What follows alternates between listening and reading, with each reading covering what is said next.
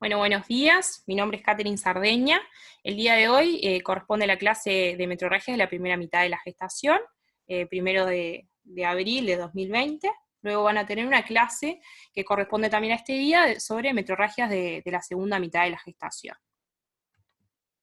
Bueno, para comenzar me pareció importante ver qué abarca las metrorragias de la primera mitad de la gestación. Bueno, a modo de introducción, siempre que estamos frente a una metrorragia en la edad reproductiva, va a ser muy importante solicitar beta-HCG.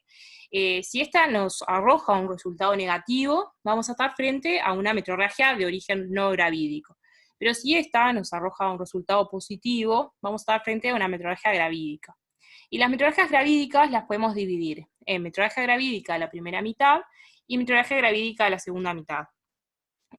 Las metrorragias gravídicas de la primera mitad comprenden aborto, embarazo ectópico y enfermedad trofoblástica gestacional.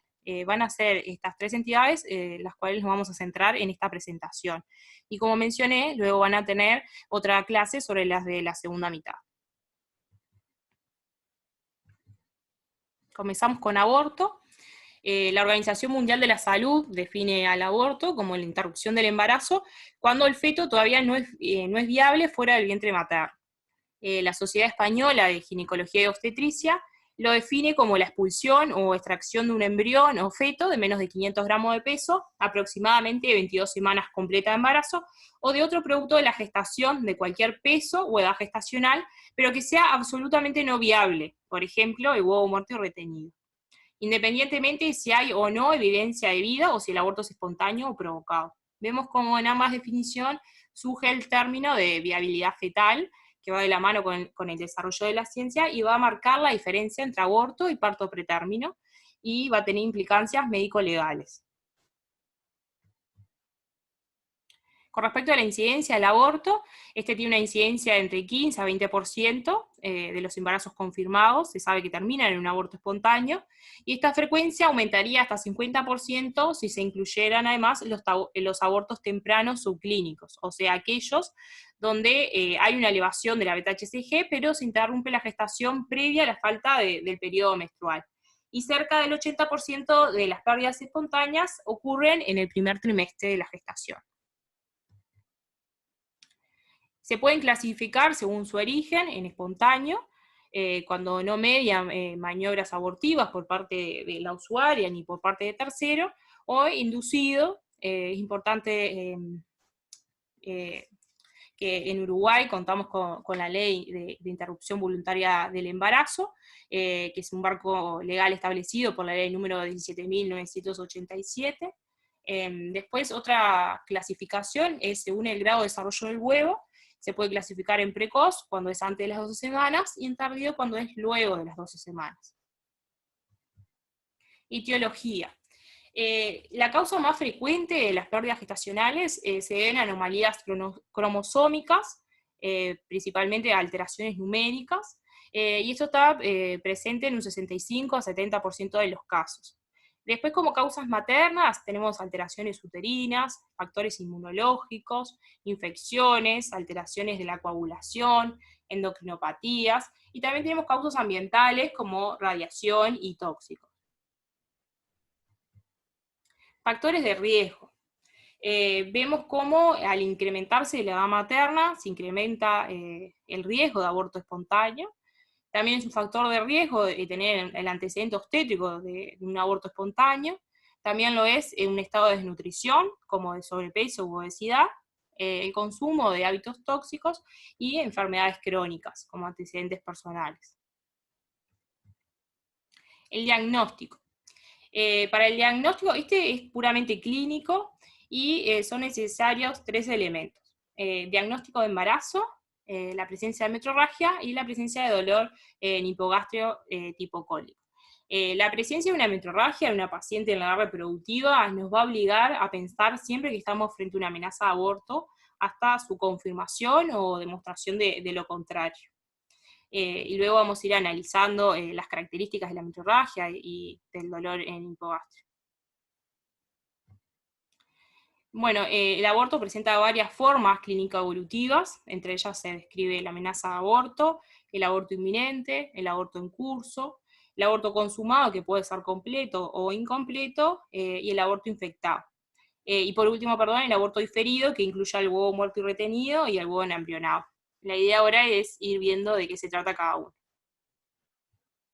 Comenzando con la amenaza de aborto, esta se caracteriza por dolor tipo cólico, que traduce la lucha de un órgano hueco, en este caso el útero. Este es acorde con el retraso menstrual o amenorrea. Al examen genital, mediante pesculoscopía, podemos evidenciar metrorragia generalmente oscura y escasa. Mediante tacto vaginal podemos evidenciar que el canal cervical se encuentra cerrado y no hay historia de eliminación de restos ovulares o embrionarios o fetales. Recalcar que es la única etapa reversible y que lleva generalmente a la remisión del cuadro clínico y la evolución normal de la gestación en un 90 a 96% de los casos. Bueno, luego el aborto inminente, en el caso que no se dé la remisión de la amenaza de aborto, se va a estar dando la evolución hacia las otras etapas clínicas evolutivas. La próxima etapa es el aborto inminente. Clínicamente se caracteriza porque en la etapa anterior se le agrega un incremento de las contracciones uterinas y por lo tanto del dolor tipo cólico, y además un incremento de la metrorragia. En esta etapa el canal cervical está permeable y a través de él es posible tactar la extremidad inferior del huevo fecundado y las membranas permanecen íntegras. Aborto en curso. Ya en esta etapa se constata restos ovulares o embrionarios o fetales atravesando el canal cervical o en vagina. Y es importante que la constatación, el examen físico de restos ovulares, es un elemento de certeza en el diagnóstico de embarazo. Bueno, el aborto consumado puede ser completo o incompleto. A continuación vemos las características del aborto completo, que es cuando se produce la expulsión total del huevo fecundado y no existen restos intracavitarios. Al examen genital esperamos encontrar que el cuello esté posterior, cerrado, el útero que esté completamente involucionado, que haya un cese o disminución del sangrado, además del dolor. Y a nivel ecográfico, el endometrio esperamos que esté menor a 15 milímetros de espesor, además de características regular y homogénea, según lo que describe Clinic Barcelona.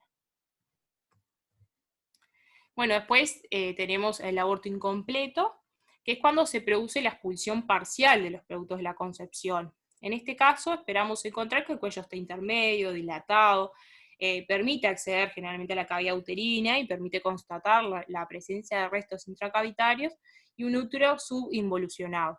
Pero en algunas ocasiones puede llegar a dar confusión con la amenaza de aborto cuando no se identifican los restos expulsados, puesto que el útero no siempre disminuye el tamaño luego de la expulsión. Bueno, por último, el aborto infectado, que es una complicación del aborto que puede surgir. Se caracteriza por la clínica del aborto incompleto, pero además agrega fiebre, agrega genitorragia fétida, que traduce un compromiso a nivel endometrial. Puede también en su evolución comprometer al miometrio, causando dolor a la compresión uterina. Y generalmente la etiología del aborto infectado es el aborto incompleto, ¿no? Donde se produce la colonización de gérmenes, en principio en los restos ovulares, y luego se puede invadir el endometrio y luego pasar al espesor de este órgano, inclusive causar una sepsis de origen genital. El aborto diferido, esta entidad comprende al huevo muerto y retenido, que es la gestación interrumpida sin la expulsión de los productos de la concepción. Pueden ver la imagen superior derecha, hace referencia a esto, y la imagen superior, perdón, y la imagen inferior derecha. Y también tenemos al huevo embrionado, que es cuando se desarrolla el saco embrionario previa ausencia de embrión. Es la imagen ecográfica inferior izquierda. Clínicamente se da la desaparición de síntomas generales, neurovegetativos y genitomamarios. Puede haber presencia de metrorragias escasas. Generalmente el tamaño uterino es menor al retraso menstrual o a la menorrea, y el útero tiene una consistencia firme con el orificio cervical externo cerrado. A nivel paraclínico también hay manifestaciones. beta-HCG es menor a la esperada, incluso en algunos casos puede llegar a ser negativa, y la ecografía va a ser clave para establecer el diagnóstico. Si bien lo podemos sospechar con la clínica, va a ser el que establezca el diagnóstico. Bueno, un poco abordar la conducta para cada etapa clínica evolutiva. En la amenaza de aborto se plantea una conducta expectante vigilante de la sintomatología clínica,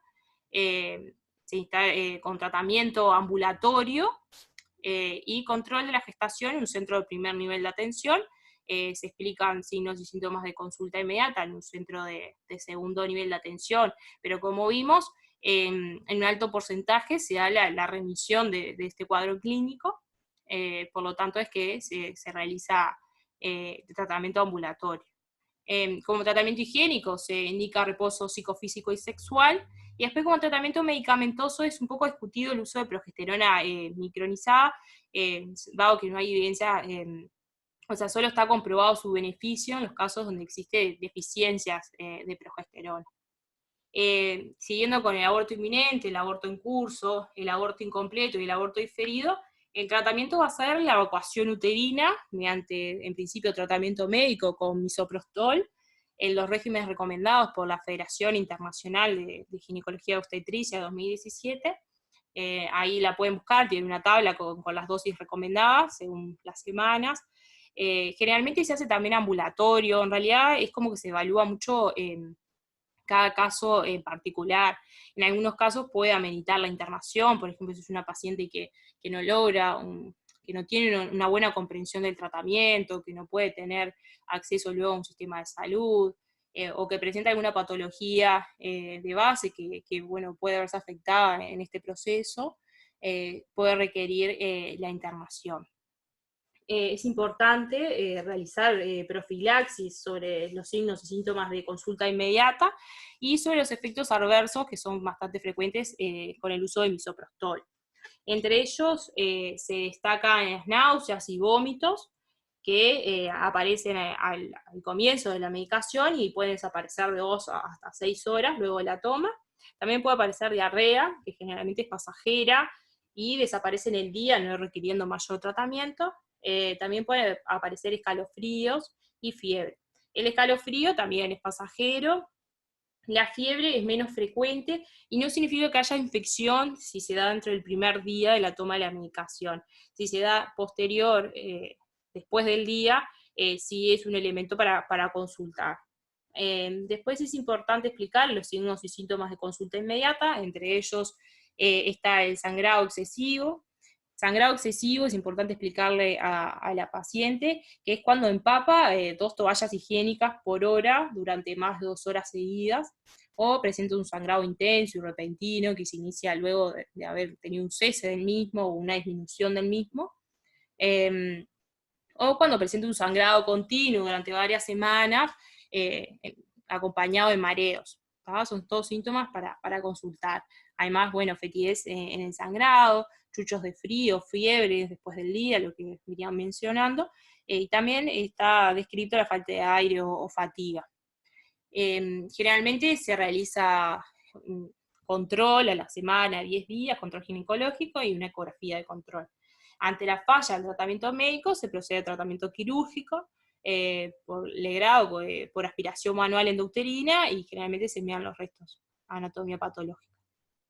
En el aborto completo no necesita tratamiento, dado que ya se produjo la expulsión total de los productos de la concepción, y el aborto infectado sí se va a proceder a la internación en sala de ginecología, porque es importante iniciar de forma empírica y precoz antibióticos de amplio espectro, y luego la realización de legrado para evacuar la cavidad uterina. Está descrita en la bibliografía realizar al menos 6 horas, durante 6 horas antes, antibióticos antes del legrado. Bueno, con respecto a la paraclínica, que es parte de la conducta también, lo que, bueno, un poco comentaba al principio, la solicitud de beta-HCG para establecer o descartar el diagnóstico, hemograma principalmente para valorar la línea roja, grupo, RH y CUMS indirecto, dado que si estamos frente a una paciente RH negativa es importante realizar inmunoprofilaxis, y ecografía transvaginal cuando presenta un cuello cerrado. En realidad, si ya tiene modificaciones cervicales, no nos va a servir de mucho la ecografía. Cuando presenta un cuello cerrado, sin embargo, nos permite valorar la vitalidad, la localización, entre otras, que ahí sí tiene como relevancia su solicitud. Y después, con respecto al aborto infectado, se le va a agregar PCR, que es un reactante de fase aguda de infección, y otros parámetros para valoración interna, como CRAS y funcional y enzimograma hepático, y hemocultivos si se sospecha de sepsis. Bueno, después la gestación de localización incierta. Este término se utiliza para los casos donde tenemos una beta-HCG positiva, pero no hay signos de gestación ni intra ni extrauterina. Su diagnóstico ha aumentado como consecuencia del desarrollo de técnicas de alta sensibilidad, tanto para beta-HCG como así la mejora de la ecografía transvaginal. Y en estos casos vamos a tener una conducta de seguimiento con ecografía y beta-HCG. Si bien se sabe que un alto porcentaje van a ser intrauterinos, en principio se tiene una conducta expectante de seguimiento paraclínico. Bueno, luego pasamos al embarazo ectópico. El embarazo ectópico es la gestación que se implanta fuera de la cavidad uterina, ¿no? A modo de repaso, como ya sabemos, la fecundación se da en el tercio externo de la trompa, donde allí permanece unos días hasta luego migrar hacia la cavidad uterina para implantarse. En el caso que esto no sucede, que se implante fuera de la cavidad uterina, es que vamos a estar frente a un embarazo ectópico. Tiene una incidencia de 11 cada 1000 gestaciones, y su localización más frecuente es a nivel de la trompa uterina, en un 95%. Dentro de ella, la localización más frecuente es a nivel de la ampolla, luego a nivel ístmico, luego le sigue a nivel fíbrico, y por último a nivel intersticial. Las localizaciones extratubáricas son menos frecuentes, se corresponden al 5%, y se dan en ovario, abdomen y cuello uterino. Acá, bueno, una diapositiva que viene un poco de la mano con la anterior, donde muestra los porcentajes y las localizaciones. Vemos como a nivel de la ampolla es el sitio más frecuente, en un 70%. Luego le sigue a nivel ítmico, un 12%, luego a nivel fíbrico con un 11%, y luego a nivel intersticial un 2-3%. Luego los extratubáricos, tenemos el embarazo ectópico ovárico con un 3%, y luego el embarazo cervical y abdominal con 1%. Bueno, la etiología que se presenta, se describen causas ovulares y causas maternas. Pueden actuar en conjunto o separadas. Como causas ovulares se plantea la adquisición precoz de la capacidad de implantación del huevo fecundado, y como causas maternas tenemos causas funcionales y anatómicas. Dentro de las funcionales, la alteración en la motilidad de las cilias tubáricas, que puede ser por causas intrínsecas o alteraciones hormonales, o sea, todo lo que altere el peristaltismo de las trompas. Y también tenemos, como dije, causas maternas anatómicas que pueden ser congénitas o adquiridas. Dentro de las congénitas tenemos las malformaciones en trompa uterina, y dentro de las adquiridas producto de secuelas infecciosas, adherencias secundarias a cirugías abdominopélvicas, cirugías tubáricas previas, endometriosis, etc.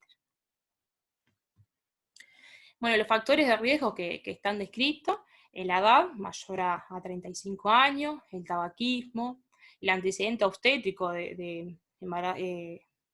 incrementa por 7 el riesgo de embarazo ectópico, miomatosis, esto es más cuando se encuentra a nivel de los cuernos uterinos, enfermedad inflamatoria pélvica porque genera adherencias, cicatrices a nivel de las trompas uterinas, legrados, está descrito en los legrados como que se pueden dar procesos inflamatorios que llevan a veces a cambios funcionales y anatómicos a nivel de las trompas, DIU, principalmente con lobonogestrel. Luego también está escrito como factor de riesgo intervenciones quirúrgicas en trompas de falopio o abdominopélvicas, y endometriosis porque se asocia a obstrucción. Bueno, evolución del embarazo ectópico. El embarazo ectópico puede ser no complicado, ¿tá? En casos muy precoces se puede resolver de forma espontánea, también por otro lado, puede complicarse. Decimos que es como la evolución del embarazo ectópico, llevar hacia la complicación y en ello a la rotura tubárica, ¿no? Dentro de las complicaciones tenemos la rotura tubárica, el aborto tubárico.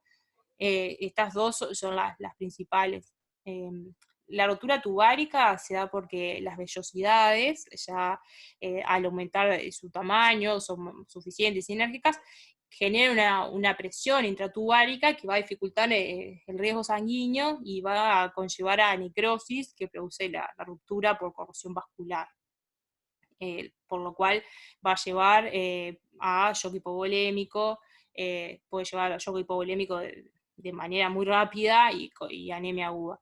El aborto tubárico, la fisiopatología que se plantea es que el huevo carece de vellosidades suficientes y está implantado cuando está implantado en el segmento distal de la trompa, se puede atrofiar y desprender y se expulsa hacia el orificio peritoneal de la trompa, también causando sintomatología que ahora vamos a ver. Y en casos, esto no es muy común, pero en algunos casos está descrito que se puede morir el embrión y momificarse, y ocasionalmente sobreinfectarse en un 10%, pero no es lo más frecuente es la rotura tubárica.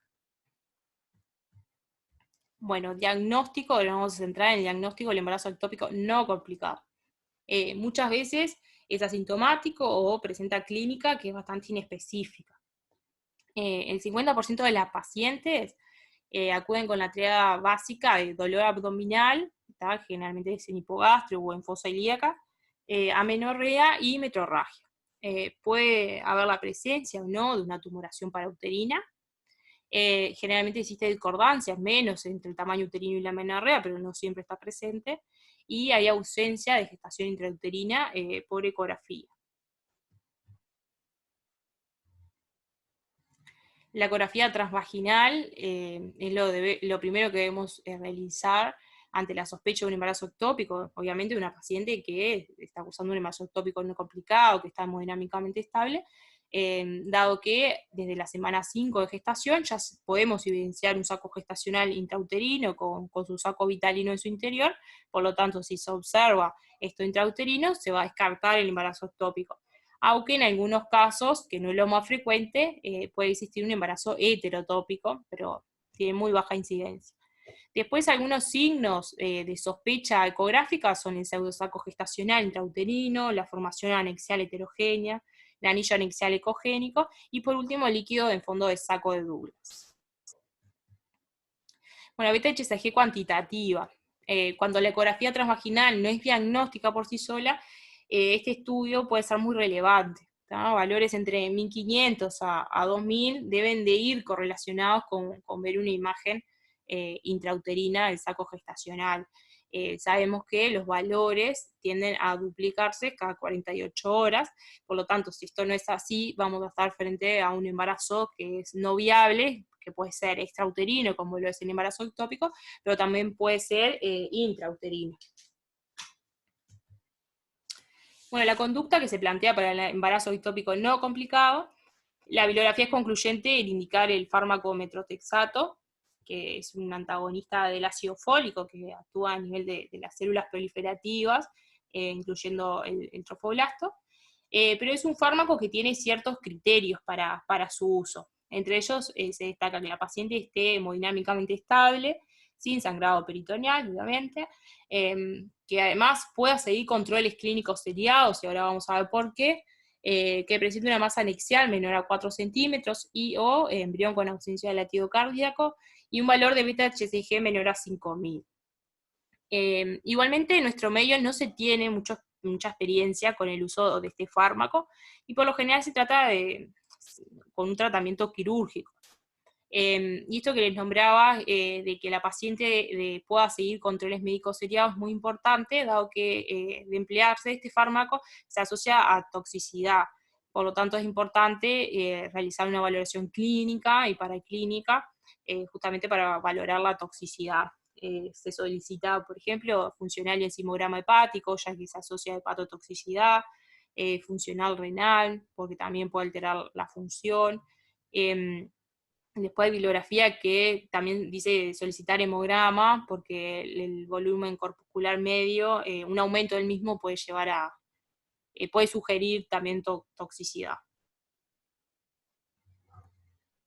Bueno, ahora pasando al diagnóstico del embarazo ectópico tubárico complicado, ya en este caso hay sintomatología y está bastante florida. En el aborto tubárico, la clínica es de metrorragia escasa, necrusca, acompañado de dolor abdominal en fosa ilíaca que irradia hombro, lo cual llamamos omalgia. Hay repercusión hemodinámica, que es discordante más con la metrorragia, que puede llegar rápidamente al shock hipovolémico y anemia aguda. La rotura tubárica se manifiesta con un cuadro similar al anterior, pero de mayor magnitud. Está descrito el cuadro de cataclismo de Barnes, que se trata de un dolor tipo perforativo, como puñalada, en el momento de la ruptura de esta visera hueca. También se acompaña de irritación peritoneal, shock hipovolémico y anemia aguda, por lo cual compromete el bienestar materno. Bueno, la conducta del embarazo ectópico complicado. El tratamiento es médico para la reposición hidroelectrolítica y quirúrgico como tratamiento definitivo. Se va a proceder a la internación y a iniciar medidas en el centro consultante.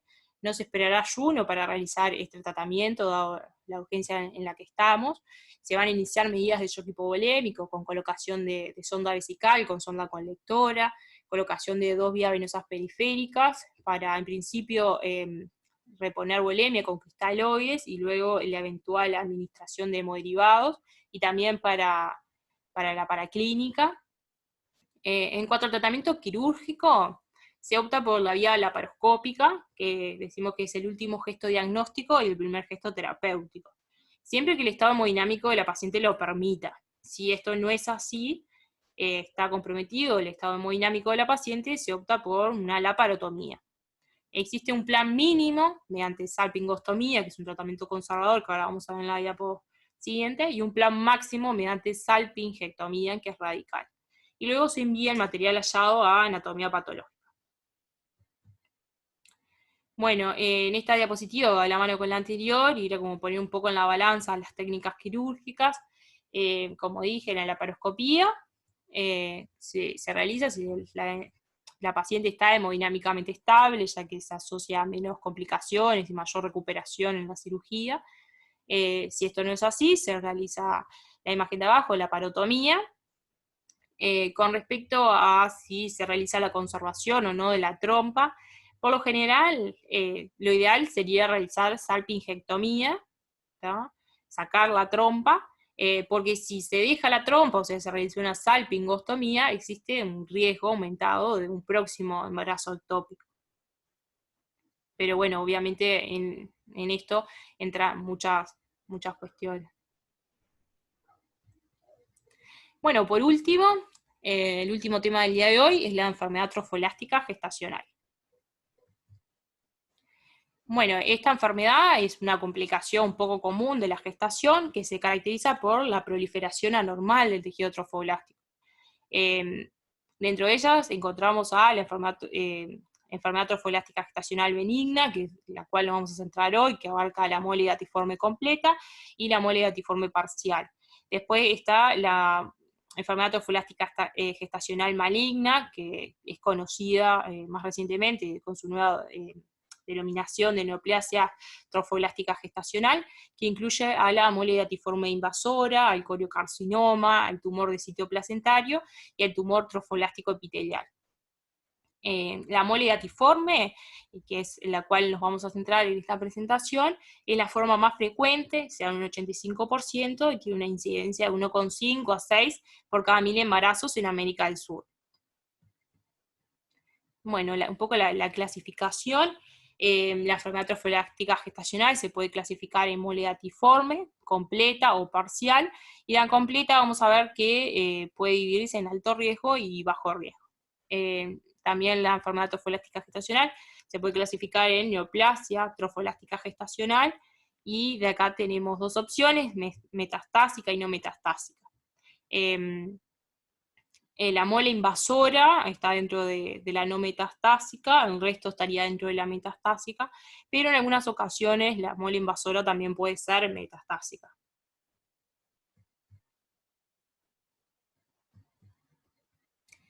Bueno, algunos factores de riesgo descritos para esta enfermedad es la edad materna, mayor a 35 años, pero también menores de 15 años. El antecedente de enfermedad, de esta enfermedad previa incrementa el riesgo de 1 o 2%, ¿tá? Y luego de dos embarazos molares, el riesgo de un tercer embarazo molar incrementa entre un 15 a 20%. El tabaquismo también se va asociado cuando es mayor a 15 cigarrillos día, y después hay algunos que no se ha comprobado su mecanismo de forma consistente, como el tipo de sangre de la madre, A o B, antecedente de infertilidad, nulliparidad, el uso de anticonceptivos orales, pero los anticonceptivos orales, sin embargo, no aumentan el riesgo de desarrollar luego la enfermedad postmolar. Y también está escrito la eficiencia de vitamina A. Bueno, acá un poco las características de la mole latiforme completa. Esta se caracteriza por ausencia total de tejido fetal, por degeneración hidrópica de las vellosidades. Pueden ver en la imagen inferior derecha las características de esto. Son vesículas o vellosidades hidrópicas, quiere decir hinchadas, que son típicas de esta entidad. Y también se produce la hiperplasia extensa del tejido trofoblástico, que abarca el citotrofoblasto y el sincitotrofoblasto, que esto va a conllevar a la clínica que ahora vamos a ver. Bueno, las características de la mole latiforme parcial, esta entidad, a diferencia de la otra, presenta características de una placenta de desarrollo normal y de la característica a su vez de la mole latiforme completa, o sea que es una gama de vellosidades desde lo normal a lo quístico. Se produce hiperplasia del trofoblasto, pero es focal o en parches, ¿ah? Y por lo general afecta al sincitotrofoblasto y no al sincitotrofoblasto y citotrofoblasto como en la completa. Puede estar presente el feto y en algunos casos vivos, pero su desarrollo es casi siempre anormal debido a triploidea. Y no suele haber quistes tecolotécnicos. Ahí podemos observar dos imágenes. Bueno, con respecto a la etiología, me imagino que a esta altura de la presentación se estarán preguntando cómo se desarrolla, ¿no? Al menos a mí me intrigó bastante. Bueno, la etiología de la mole latiforme completa puede tener un doble origen. En un 90% de los casos muestra un cariotipo que es 46XX, resultado de la fertilización de un ovocito con un núcleo inactivo por un espermatozoide haploide que duplica su material genético sin participación de cromosomas maternos. Después, otra posibilidad es que sea en un 10% de los casos, es que un ovocito presenta un núcleo inactivo y puede ser fertilizado por dos espermatozoides haploides, uno X y el otro Y. ¿tá? Por lo tanto queda 46XY.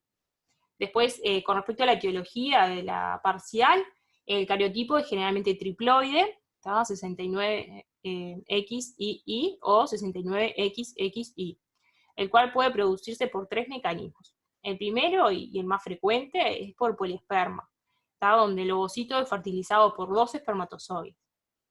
Luego los otros dos son menos frecuentes, y los que se describen son que el ovocito es fertilizado por un espermatozoide diploide, por un defecto en...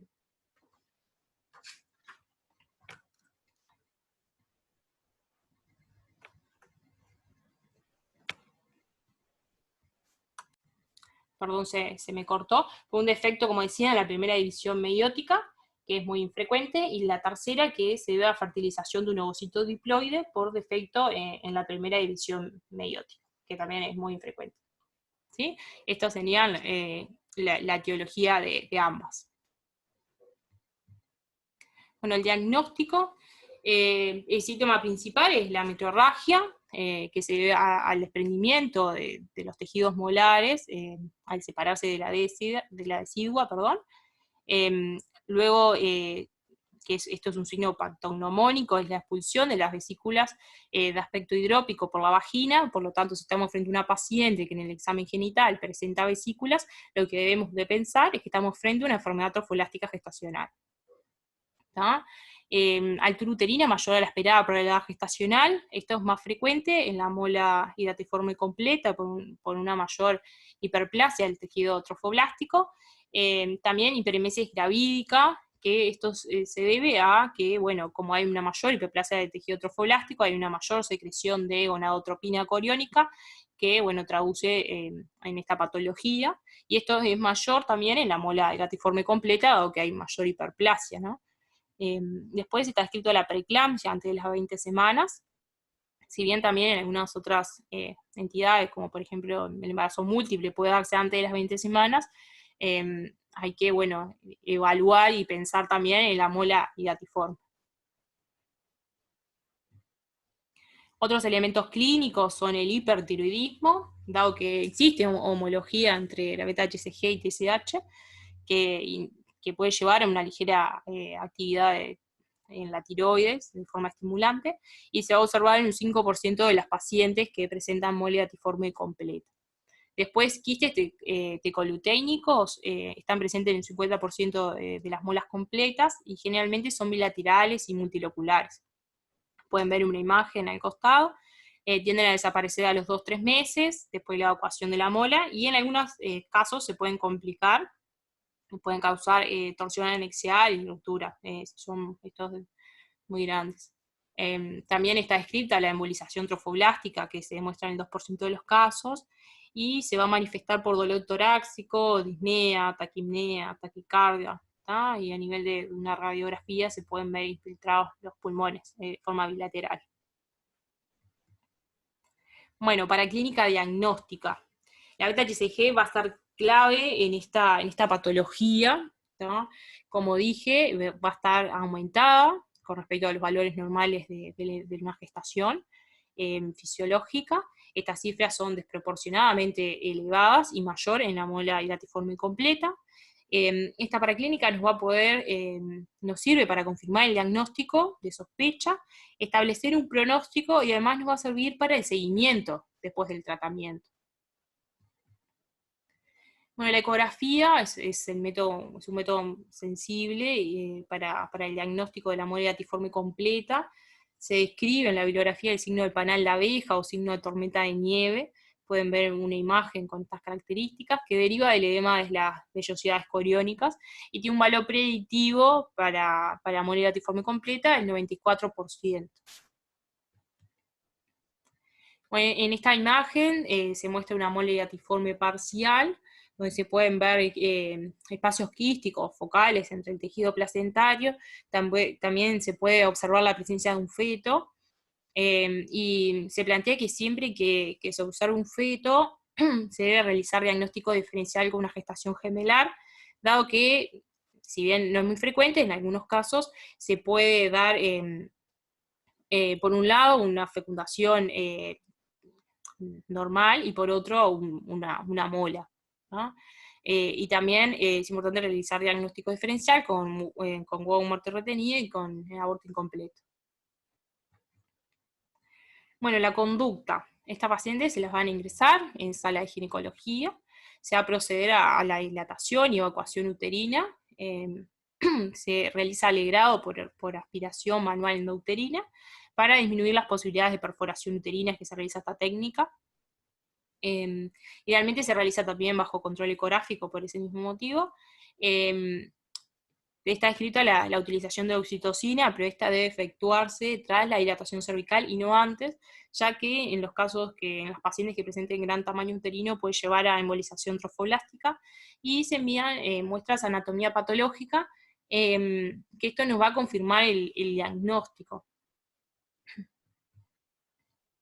En algunos casos puede ser necesaria la realización de una esterectomía, pero bueno, siempre se va a tratar de conservar los anexos si es posible, aunque se visualicen quistes en ese momento, que se puede descomprimir, pero bueno, esto se evalúa según cada caso. Y bueno, describí un poco la paraclínica al ingreso. va a ser muy importante, como dije, beta-HCG cuantitativa, para tener como un valor de referencia para luego realizar un seguimiento, además que obviamente para diagnóstico. Bueno, grupo, RH y CUMS indirectos, porque si estamos frente a una paciente RH negativa, y si esta presenta un CUMS negativo, debemos realizar inmunoprofilaxis. Hemograma, se plantea funcional y enzimograma hepático y funcional renal, en el caso de que estemos pensando en realizar tratamiento con metrotexato, que es, bueno, es una de las líneas, no me quise meter mucho en esto, pero no, es una línea terapéutica mismo de la enfermedad de las neoplasias trofoblásticas gestacionales, perdón. Perfil tiroideo, esto no se realiza siempre, sino si tiene sintomatología, alteración en la tiroides, radiografía de tórax, idealmente antes la evacuación, para valorar metástasis, ecografía ginecológica transvaginal, y posterior a la evacuación, a las 48 horas se debe realizar beta-HCG y ecografía para comprobar la vacuidad uterina. El seguimiento. Estas pacientes requieren de un seguimiento estricto. En principio se va a hacer beta-HCG semanal hasta que sea indetectable en 3 ocasiones consecutivas. Luego se va a pasar a un control mensual durante 6 meses, y luego cada 2 meses durante otros 6 meses. ¿Sí? El seguimiento de la mola completa es de 12 meses, y en la parcial es de 6 meses. Y luego te indica un monitoreo continuo durante la vida reproductiva mediante 2 determinaciones anuales. Y está indicada la contracepción durante 1 año. Preferentemente se optan por anticonceptivos orales que pueden iniciarse luego de negativizado de la beta-HCG. Pronósticos. La mola hidatiforme completa tiene un mayor riesgo de progresar a la neoplasia trofolástica gestacional, y esta ronda entre un 15 a 20% si no cursa con factores de riesgo, pero si ya presenta alguno, esto asciende a 30%.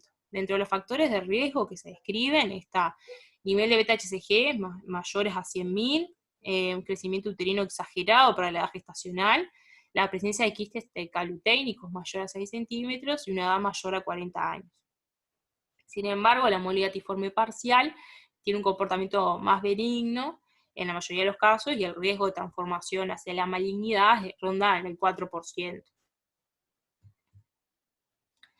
Bueno, un poco algunas características de la neoplasia trofolástica gestacional. La idea no es meternos en esto en esta clase, pero simplemente nombrar que pueden desarrollarse luego una molidatiforme, un 60%, pero también luego un aborto, luego un embarazo ectópico, o luego un parto vaginal. Acá les dejo las características de la molidatiforme invasiva. Después tenemos el coriocarcinoma, al tumor de citoplacentario y el tumor trofoelástico gestacional, que es una variante de la anterior. Bueno, profilaxis. Nosotras como obstetras parteras es importante que realicemos profilaxis en la anticoncepción, por esto que les mencionaba que no se aconseja una nueva gestación en el año próximo después de la evacuación. Se recomienda, en el caso que la paciente, bueno, presente deseos concepcionales a futuro, es importante que explicarle que en el caso de lograr una concepción, se debe realizar de forma temprana una ecografía en el embarazo subsiguiente, y estudio luego anatomopatológico de la placenta y control con dosaje de beta-HCG a las 6 semanas postparto. Además, en pacientes que presenten ya 2 o más embarazos molares, para evitar un nuevo embarazo molar, se puede sugerir la fertilización asistida con el diagnóstico genético preimplantación o la ovodonación. Bueno, un poco recordar acá que frente a cualquier metrorragia, durante la gestación, si estamos frente a una paciente RH negativa con CUMS negativo, debemos de realizar inmunoprofilaxis con inmunoglobulina anti-D. Bueno, acá les dejo un caso clínico. La idea es que las puedan leer, así el día de mañana podemos discutir este caso clínico por Zoom. Acá va la segunda parte del caso clínico. Y a continuación unas preguntas para discutir mañana. Bueno, muchas gracias. A continuación le dejo la bibliografía que me basé para realizar esta presentación y para que puedan, bueno, ahondar un poco más y profundizar en eso, ¿sí? Bueno, cualquier consulta le vamos a estar contestando por Zoom y por el foro.